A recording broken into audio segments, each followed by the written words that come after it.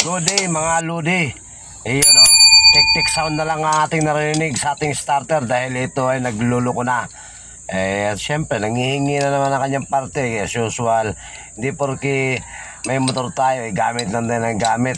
Manghihingi yan ang parte niya. So ito ating nakakalasin, ano?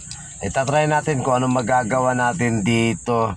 Actually, pangalawang ano na ito nakaraan pinagawa ko nga dahil nga masakit ang kamay ko, hindi ko nga babaklas At second time, ito naman, nagloko na naman, tumulit na naman.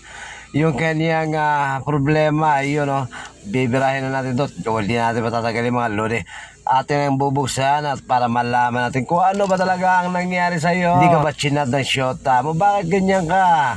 Ayaw mo lang gumana. Teka, ito na. Binuksan natin, sumama na ngayon langis mga idol.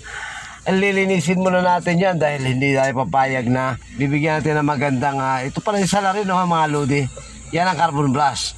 So yan pag napupud na yan talaga hindi nagagana. Sabi nga hanggang dyan ka na lang. So mabuti pa magrobas ka para lumakas ka ulit. Joke lang mga lodi.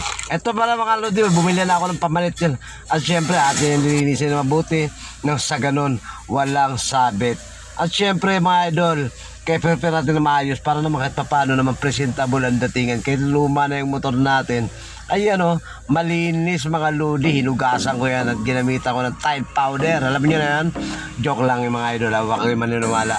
Eto na mga idol, sinubukan ko na yan.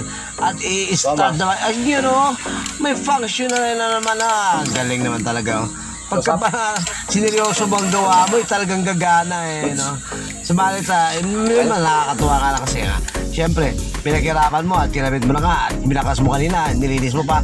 At yun na yun mga idol. Katulad lang yan na ngayong mag-asawa. Kailangan may lambing. Oops.